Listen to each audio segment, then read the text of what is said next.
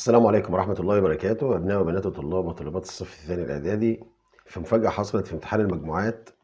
جبنا امتحان بسيط كده للمجموعة وفوجئنا إن 2 من الطلبة فقط في المجموعة هم اللي قفلوا الامتحان. أنا مش شايف صعوبة قوي في الامتحان. تعالوا كده نراجع الامتحان مع بعض. هو الامتحان عبارة عن 3 أسئلة. السؤال الأول محادثة، والسؤال الثاني اختياري، والسؤال الثالث تصحيح. تعالوا نشوف السؤال المحادثة كده. Complete the following dialogue. ندى is asking علا about her interests. ندى بتسأل علا عن اهتماماتها. فندى بتقول what are you interested in. احنا مش عارفين علا هترد تقول ايه غير لما ندى هتسأل سؤال تاني، وعلا بتقول لها I enjoy reading at the library. يعني انا بستمتع بالقراءة في المكتبة. يبقى هي علا كانت بترد على ندى فوق بتقول I am interested in reading او reading بس كفاية. ندى بعد كده سألتها انت بتستمتعي بالقراءة فين؟ يبقى بتقول لها where do you enjoy reading.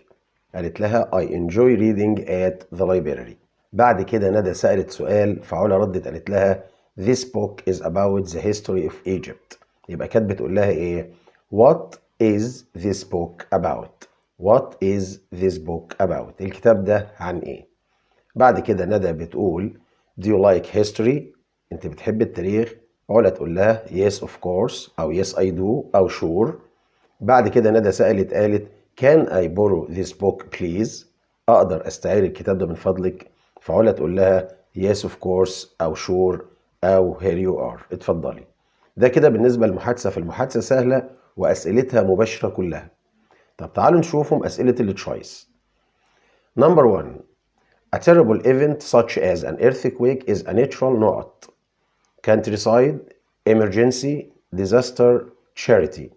طبعا terrible event اللي هو الحدث الفظيع زي الزلزال ده بيسموه natural disaster اللي هو الايه؟ الكارثة الطبيعية. 2. The pyramids of Dahshur are نقط. I went there last year and I loved them. Awesome, amazed, boring, bad.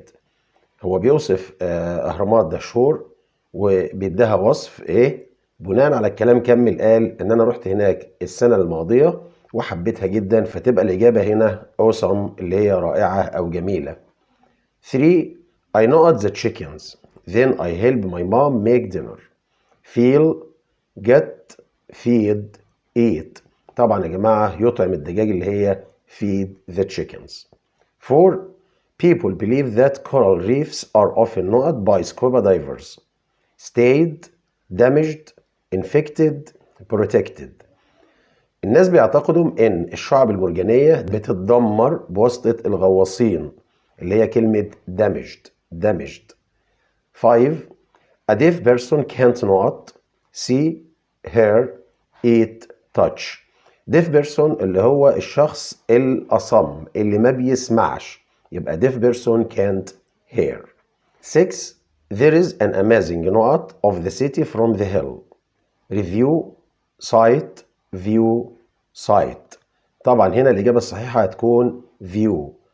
amazing view يعني منظر طبيعي للمدينة من فوق الجبل أو التل. 7. This boy always not like an adult. All people like him. Behaves, treats, shouts, plays. هذا الولد بيتصرف. كلمة يتصرف اللي هي كلمة behaves like an adult. بيتصرف كالبالغون يعني كل الناس بتحبه. 8. On Saturdays I always not up at 11 o'clock. Getting, gets, get, got.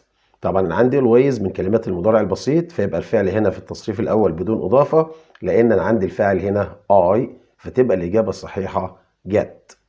9. When you were 10 did you know to live in a different house? Used to, use, used to, used.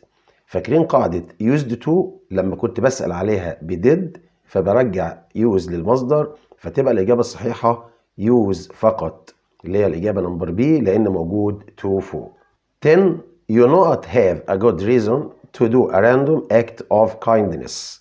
Have to, don't have to, must, mustn't. ترجمة الجملة بتقول إن مش من الضروري إن يكون عندك سبب أو مبرر عشان تعمل أفعال اللطف العشوائية، فيبقى الإجابة الصحيحة don't have to.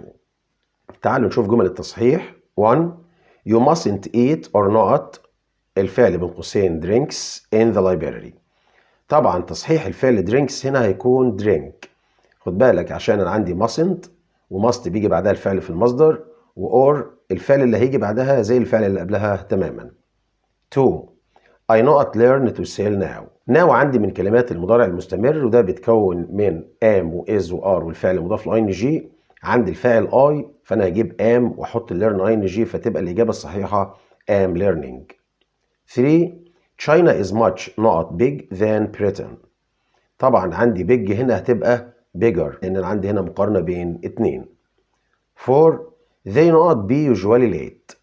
be دي طبعا هتكون حاجة من verb to be اللي هي am is are was were على حسب. usually كلمة من كلمات المضارع البسيط، فأنا عايز كده verb to be في المضارع اللي هو am أو is أو are. عندي الفاعل they، فيبقى طبعا الإجابة الصحيحة هنا are. 5. cheese not make from milk. الجملة هنا يا شباب جملة مبنية للمجهول.